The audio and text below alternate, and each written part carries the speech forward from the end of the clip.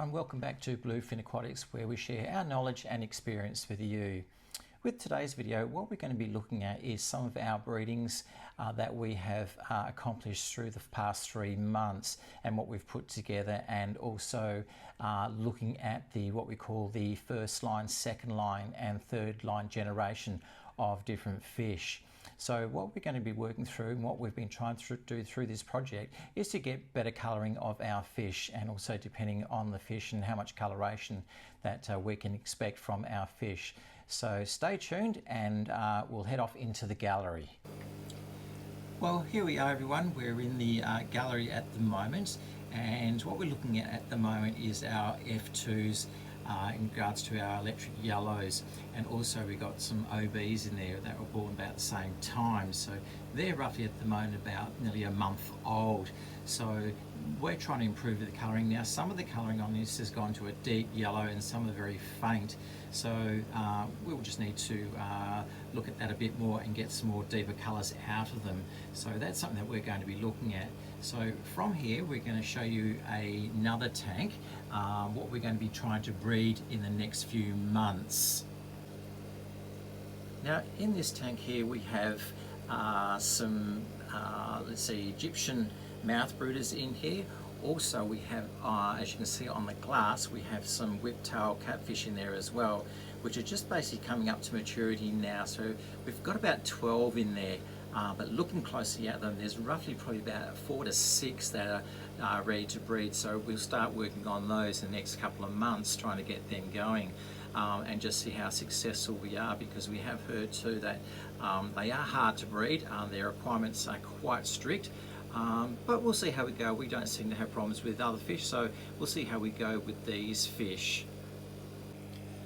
These couple of tanks that we're going to be looking at now, these are our blue dolphins that we have, and as you can see, the colouring is quite good and quite deep for so young. These ones here, these are roughly our F3s, these ones, so we have tried to improve the colour as the generations go on. As their parents back in the F1s, they were not as dark, not as blue as what these ones are. And these ones roughly now, they're only about 4 months old, so they're doing very, very well. And the next tank across, because we had to split them, is the same batch of F3s in here, so they're doing very well and they're coming along just nicely. So a bit more feeding and getting a little bit bigger, and we will transfer them into another tank so they can grow out a lot more. But as I said, these dolphins are doing very, very well at the moment. And in this tank here, quite controversial as we all know with the OBs, but again we're going to try and improve on colouring on these OBs here. There's roughly about 20 of them in this tank that we've concentrated and getting specific colours. Now these ones, as they grow older, they should have a very light pink sheen to them, and probably a bit darker than the parents, but we'll see how we go. These are just the F2s, so this is just beginning of the line, so a bit more time and get them to grow a bit, and we'll see what we can do. And we may have to bring in some new blood to further the line a bit further on. In the next tank here, these are our Egyptian mouth brooders. Now these are a small cichlid. They grow no more than probably about 3 centimetres at most. There's roughly about 25 of those in here. They're roughly about 2 weeks old now, and they're growing very well.